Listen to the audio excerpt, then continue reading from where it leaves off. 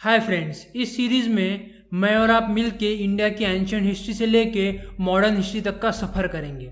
और आज बात करेंगे भारत की राजधानी दिल्ली की।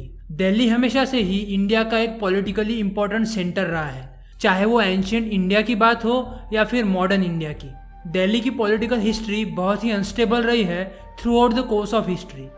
अगर मिथोलॉजिकली बात की जाए तो दिल्ली महाभारत के पांडवों की राजधानी रह चुकी है, जिसको उस वक्त इंद्रप्रस्थ कहा जाता था। बट हम यहाँ पर हिस्ट्री की बात करेंगे। ईरानियन, पर्शियन, अफगानी, मंगोल्स, राजपूत, मराठास, इन सब लोगों ने दिल्ली पे राज करने की हमेशा चाह रखी है। इस वजह से कभी इन्वेजन हुआ तो कभी लूट हुई, तो कभी दिल्ली के तख्त के लिए सारे रूलर्स की फाइट हुई। And you will be surprise to know कि दिल्ली पर 7th सेंचुरी से लेकर 19th सेंचुरी तक कुल मिलाकर 11 डायनास्टीज के 50 से भी अधिक शासकों ने शासन किया है। कोई भी एक डायनास्टी ज़्यादा वक्त के लिए दिल्ली पर अपनी हुकूमत नहीं चला पाई। बस इन सब में से राजपूतों ने ही दिल्ली पे लगभग 500 से 600 साल तक शासन किया। इतिहासकारों की माने तो राजपूत राजाओं को ही ट्रू फाउंडर्स ऑफ दिल्ली कहा गया है। दिल्ली का इतिहास रोशनी में आता है 7th सेंचुरी से, क्योंकि बहुत से नए रूलर्स जब भी गद्दी संभालते हैं तो उसके पहले के इतिहास को मिटाने की कोशिश करते हैं ताकि इतिहास सिर्फ उनको याद रखे। तो चलिए चलते हैं 8th सेंचुरी में, जहां दिल्ली पर राज कर रही थी राजपूतों की तोमर डायनास्टी, क्योंकि इन्हीं राजाओं ने दिल्ली का फाउंडेशन बिल्ड किया है। साउथ दिल्ली में जो लाल कोट फोर्ट है वो तोमर डायनास्टी के राजा अनंगपाल ने बनाया था 736 में, जिनका नाम iron pillar of Delhi at Qutub complex पर पाया गया है। तोमर डायनास्टी के चौथे राजा अनंगपाल तोमर द सेकंड की डेथ के बाद दिल्ली का तख्त अजमेर पे राज कर रहे चौहानों के हाथों में चला गया, जहाँ के राजा अनंगपाल तोमर के मैटरनल ग्रैंडसन यानी उनके पोते थे। और सिर्फ अगले 12 साल के लिए 1180 से 1192 तक पृथ्वीराज चौहान ने दिल्ली पर राज किया। पर पृथ्वीराज चौहान की बात सारे राजपूत राजाओं में अलग थी। He was a great warrior and smarter than all the ruling Hindu kings at that time. Prithviraj Chauhan ने बाहर से होने वाले मुस्लिम इन्वेजन का यानी हमले का अंदाजा पहले ही लगा लिया था, और इसीलिए उन्होंने सारे राजपूत राजाओं को एकजुट करके एक बैनर के अंडर लाने का काम किया। और जैसे ही पहली बार ईरानियन इन्वेडर मोहम्मद घुरी इंडिया में आया, उसको हरा दिया। पर हराने के बावजूद भी मोहम्मद घुरी को जिंदा वापस जाने देना, ये सबसे बड़ी गलती हुई। राजपूत राजाओं और इन फॉरेन इन्वेडर्स का अगर हम कंपैरिजन करें तो मिलिट्री पावर तो दोनों तरफ थी, पर डिफरेंस ये था कि राजपूत रूलर्स लड़ाई में हमेशा वैल्यूज और इथिक्स फॉलो करते थे, जैसे कि निहत्थे पे वार नहीं करना जैसी बातें। But on the other hand Muslim invaders हमेशा जीत के लिए जंग लड़ते थे और कोई इथिक्स फॉलो नहीं करते थे। सो इसी वजह से मोहम्मद घुरी ने 1192 में दिल्ली पर फिर से चढ़ाई की, और इस बार पृथ्वीराज चौहान को बाकी राजाओं से साथ ना मिलने के कारण हार का सामना करना पड़ा, और पृथ्वीराज चौहान बने दिल्ली पे राज करने वाले आखिरी हिंदू राजा। और यहीं से इस्लामिक कॉन्क्वेस्ट इंडिया में शुरू हो गई। और इसी दौरान दिल्ली में काफ़ी इन्वेजन हुए और बहुत सारी लूट भी हुई। मोहम्मद घुरी ने जीतने के बाद दिल्ली का तख्त उसके गुलाम कुतुबुद्दीन ऐबक के हवाले कर दिया, जो कि सबसे पहले गुलाम था, पर अपने मेहनत से गुलाम से सिपाही और सिपाही से जनरल बना था। इस डायनास्टी को स्लेव डायनास्टी के नाम से जाना जाता है। इसी दौरान ही रजिया सुल्ताना भी 4 साल दिल्ली की सुल्तान बनी। She is known for being the only female ever to rule the Delhi सल्तनत। कुतुब मीनार भी दिल्ली में कुतुबुद्दीन ऐबक की स्लेव डायनास्टी ने बनाया। और जब स्लेव डायनास्टी इंडिया में रूल कर रही थी, तभी नॉर्थ ईस्ट एशिया में Genghis Khan the founder of Mongolian empire की ताकत बढ़ती जा रही थी। पर स्लेव डायनास्टी मंगोलियंस को इंडिया में आने से रोकने में काफ़ी कामयाब रही। पर इस डायनास्टी के तीसरे सुल्तान इल्तुतमिश के मरने के बाद जो भी सुल्तान आए वो सब कमज़ोर और इनकैपेबल थे दिल्ली सल्तनत के लिए, और इसी वजह से दिल्ली सल्तनत जलालुद्दीन खिलजी के हाथों में चला गया। पर जल्दी ही जलालुद्दीन खिलजी की हत्या कर अलाउद्दीन खिलजी ने दिल्ली सल्तनत पर कब्जा कर लिया। अलाउद्दीन खिलजी को सबसे पावरफुल रूलर्स में से एक माना जाता है। अलाउद्दीन खिलजी दिल्ली सल्तनत को साउदर्न इंडिया में तमिलनाडु के मदुराई तक पहुंचाने में कामयाब रहा। अलाउद्दीन खिलजी ने गुजरात, मेवाड़, मालवा, राठौर, जालोर, वारंगल पे भी कब्जा किया, और उस वक्त इंडिया के व्यापार में भी काफी बढ़ोतरी लाई। फ्री मार्केट पॉलिसी का यूज करके जितनी भी जरूरत की चीजें थी उसका प्राइस कम कर दिया, और साथ ही अलाउद्दीन खिलजी मंगोलों को इंडिया के बाहर रखने में भी कामयाब रहा।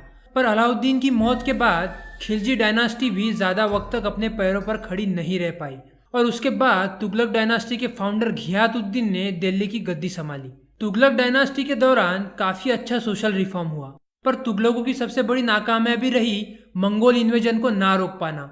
Taimur Lang, the general of Mongol army, Persia, Afghanistan और मुल्तान में जीत हासिल कर इंडिया में सबसे पहले पंजाब में आया, जहां सिख और अहीरों ने उसका जम के मुकाबला किया पर रोकने में नाकामयाब रहे और वहां से उसने दिल्ली पर चढ़ाई की, जहां तुगलकों का सुल्तान दिल्ली को तैमूर के हाथों बर्बाद होने के लिए छोड़कर गुजरात भाग गया। तैमूर ने दिल्ली में हाहाकार मचा दिया। रेप, मर्डर, लूट पूरे 15 दिन तक चलती रही दिल्ली में और पूरे नॉर्दर्न इंडिया में इंडिया से जाते वक्त भी उसने रास्ते में हरिद्वार, कांगड़ा, जम्मू को बर्बाद कर दिया। बड़े पैमाने पे इंडिया की लूट हुई। कहते हैं इसके बाद दिल्ली को अच्छे तरीके से फिर से उभरने के लिए अगले 100 साल लगे। तैमूरलंग जाते जाते खिजर खां को दिल्ली का तख्त सौंप गया और यहाँ से शुरू हुई सईद डायनास्टी। पर आप सबके मन में अब तक सवाल आ रहा होगा कि राज करने के लिए, इन्वेट करने के लिए, लूटने के लिए दिल्ली ही क्यों? सब अफगानी, ईरानी, मंगोलियन क्यों दिल्ली के पीछे पड़े थे? उसके 2 रीजन्स हैं, जियोग्राफिकल लोकेशन ऑफ दिल्ली और दिल्ली से जुड़े हुए रास्ते यानी ट्रेड कनेक्टिंग रूट्स। अगर जियोग्राफिकली आप देखें तो दिल्ली, ये जो इस्लामिक स्टेट्स है, ईरान, अफगानिस्तान जो उस टाइम मंगोल एम्पायर में हुआ करते थे, ये दिल्ली के पास आते हैं। और दूसरा, दिल्ली से पूरे भारत को जोड़ने वाले रास्ते हैं। यही कारण था कि दिल्ली को सभी पाना चाहते थे। So coming back to Sayyid dynasty के आखिरी सुल्तान अल-उन-दीन आलम शाह ने खुद से ही दिल्ली को लोदियों के हवाले कर दिया और अगले कुछ सालों के लिए लोदी डायनास्टी ने दिल्ली पर हुकूमत की। लोदी डायनास्टी के दूसरे सुल्तान सिकंदर लोदी ने भारत के व्यापार में, लिटरेचर में काफ़ी अच्छा योगदान दिया। साथ ही उसने जो संस्कृत ग्रंथों में मेडिसिन्स दी हुई थी उसका पर्शियन ट्रांसलेशन भी करवाया।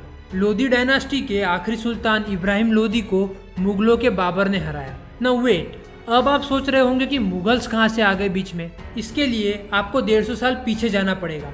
याद है तैमूरलंग जिसने हिंदुस्तान को बर्बाद करके रख दिया था? उसी के परिवार से थे मुगल्स। बाबर ने इब्राहिम लोदी को पानीपत के युद्ध में हराकर मुगल रूल को दिल्ली में एस्टैब्लिश किया। बाबर ने पानीपत युद्ध में तोपों का इस्तेमाल किया और यह पहली बार था कि भारत में किसी ने कैनन्स का इस्तेमाल किया। पर इस बार मुगल सिर्फ 14 साल तक दिल्ली पे रूल कर पाए। इसका कारण आप मुगल सुल्तान हुमायूं का कमजोर एडमिनिस्ट्रेशन और खुद की कमजोरियों को ना सुधारना कह सकते हो। शेरशाह सूरी, जो कि सूरी डायनास्टी से था, उसने हुमायूं को हराकर दिल्ली में कब्जा कर लिया और एक बार फिर दिल्ली पर एक नया झंडा लहराया। शेरशाह सूरी ने दिल्ली के सिविल और मिलिट्री एडमिनिस्ट्रेशन में काफी पॉजिटिव बदलाव लाए और अभी जो इंडिया की करेंसी है रुपया, वो सबसे पहले शेरशाह सूरी ने ही इंट्रोड्यूस की थी। पर दिल्ली पे 5 साल अपनी हुकूमत चलाने के बाद एक्सीडेंटली एक गन पाउडर एक्सप्लोजन में शेरशाह सूरी की मौत हो गई और इसी का फायदा उठाते हुए मुगलों के हुमायूं ने काबुल से आके दिल्ली पर हमला बोल दिया और फिर से एक बार दिल्ली पर मुगलों का झंडा लहराया।